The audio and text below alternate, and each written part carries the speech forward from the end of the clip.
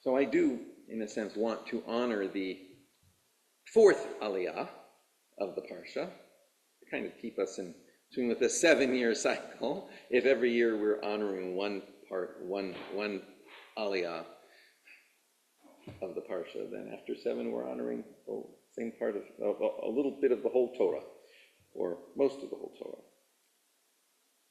We're in Parshat Vayera. And in the fourth aliyah, we actually find, this is like chapter 19 of Genesis, Bereshit, starting in verse 24. Adonai himtir al stom v'al amora gafrit va'esh me'et Adonai min hashamayim. Then Adonai caused to rain upon Sodom and Gomorrah brimstone and fire from the Lord out of heaven. And God overthrew those cities and all the lowland and all the inhabitants of the cities and that which grew upon the ground. But Lot's wife looked back from behind him, and she became a pillar of salt. And Abraham got up early in the morning to the place where he had stood before Adonai, and he looked out toward Sodom and Gomorrah, and toward all the land of the plain, and beheld, and lo, the smoke of the land went up as the smoke of a furnace.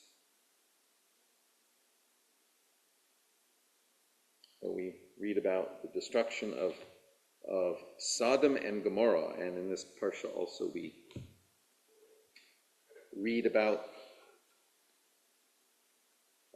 God telling Abraham many things.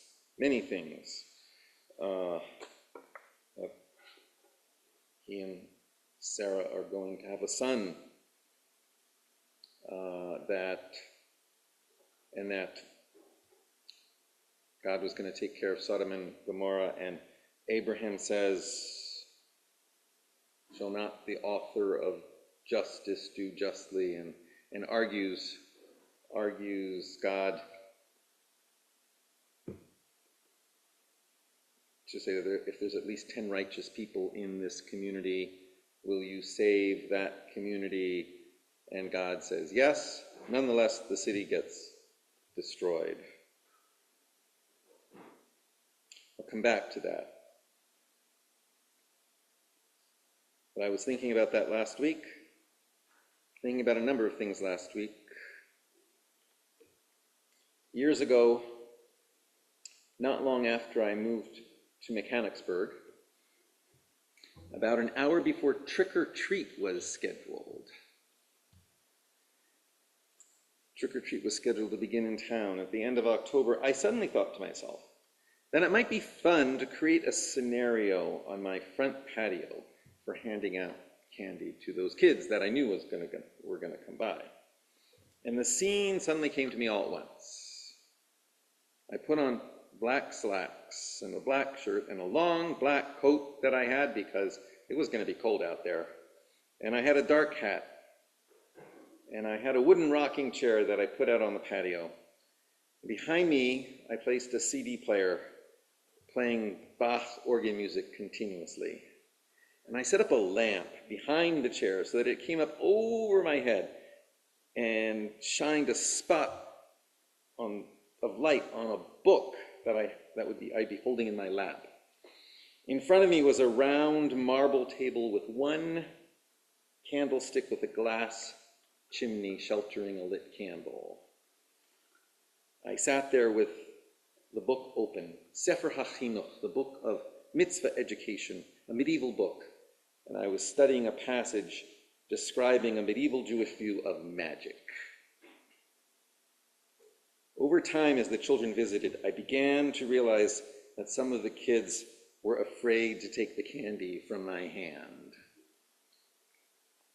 Eventually, one of the parents asked me, "Who or what are you supposed to be?"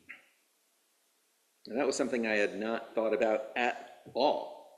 I had not set out to be anything or anyone. I just set out in the last minute to create a mood conveyed by a tableau that I was sitting in the middle of.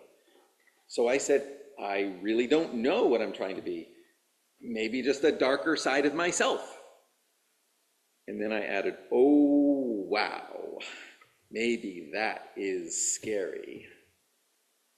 And then the parents were even more afraid of me than the children. I realized the truth of that, of course, we already know. Evil is not found in someone simply dressed in a costume, pretending to be something they are not. Evil is found inside of us, living in us, when we turn in that direction. True evil emerges when we act out of insensitivity, cruelty, neglectfulness, whereas saintliness emerges when we act out of empathy, sensitivity, compassion, and justice. As we read in Jewish tradition on fast days, including Yom Kippur, we read the Haftorah in Isaiah 58, is such the fast that I have chosen, the day for humans to afflict their soul, is it to bow down your head as a bulrush and to spread sackcloth and ashes under you? Will you call this a fast and an acceptable day to Adonai? Or is not this the fast that I have chosen? To loose the fetters of wickedness, to undo the bands of the yoke, to let the oppressed go free, that you break every yoke? Is it not to deal your bread to the hungry, and that you bring the poor that are cast, you bring in the poor that are cast out of your house? When you see the naked, that you clothe them, and you do not hide yourself from your own kin. Then shall your light break forth as the morning, and your healing shall spring forth speedily, and your righteousness shall go before you, and the glory of Adonai shall be your rear guard. I was thinking about all of this last week, and about the fact that we were going to be reading about Sodom and Gomorrah. Last week, the night of October 31st, in the United States, was Halloween, when children throughout the United States go door to door, often pretending to be monsters, collecting candy. Some conservative religious folk won't allow their children to participate due to a sense that pretending to be monsters in this way somehow evokes the demon world. Yet October 31st, Halloween night, was also the night before November 1st, the day when the White House had announced it was cutting off all federal food assistance in the form of SNAP payments. In a society where rates of food insecurity were already on the rise because of layoffs and government shutdown, the federal administration was set on needlessly and perhaps illegally shutting off all food subsidies. And while the reporting could be heard in many venues, the protests were not loud in many avenues. I thought about all of this in the context of the Western calendar on Halloween night, which in some Christian contexts precedes All Saints' Day. And I thought, what is monstrous and what is saintly? Empathy, sensitivity, and compassionate action lead to saintliness. Insensitivity, hardness of the heart, and purposeful and unnecessary withholding the basic means to sustaining life and lessening pain are what leads to monstrousness. Last week on October 31st, where did the demons walk that night? On that Halloween preceding All Saints' Day. We read of the cities of Sodom and Gomorrah. What was their sin? You can look in Ezekiel, the book of Ezekiel, and the Talmud. Their sin, despite the use of that name in English. Their sin, according to the rabbis, was cruelty and inhospitality. So we read in Ezekiel chapter 16, "Behold, this was the iniquity of your sister Sodom. Pride, fullness of bread, and careless ease was in her and in her daughters. Neither did she strengthen the hand of the poor and the needy, and they were haughty and committed abomination before me.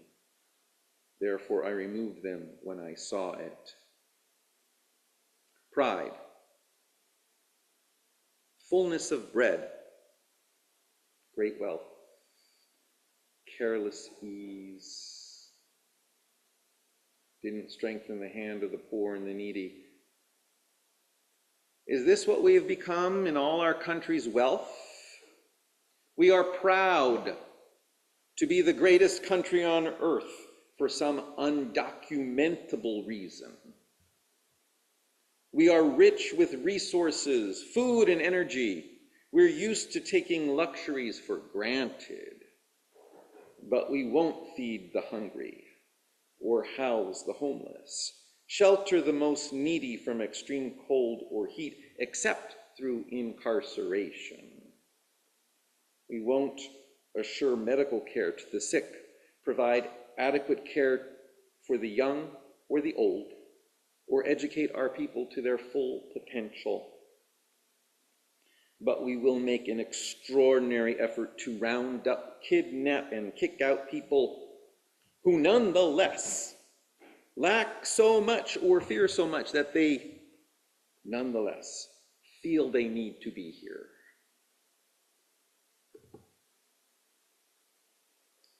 The absurdities of our economic and justice system remind me of the stories in Talmud Sanhedrin 109, which give other multiple examples of behaviors ascribed to Sodom. You might want to look at that at some point. Sanhedrin 109, these stories, describing the sins of Sodom.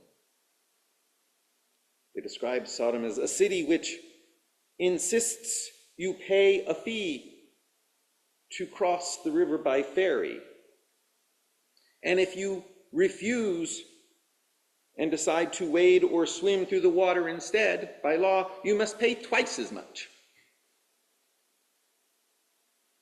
Or if someone assaulted you and shed your blood, the courts insist you must pay them for providing you the medical service of bloodletting. The science was a little old there, but they assaulted you, they did you a favor. You have to pay them. In other words, they describe an economy that traps the poor and a justice system that does not work.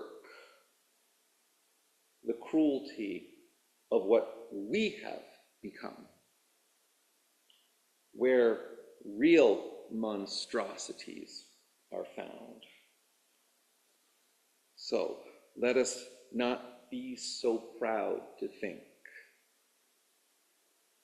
that we are not the darker side of ourselves. May this country move on to better days. Shabbat Shalom.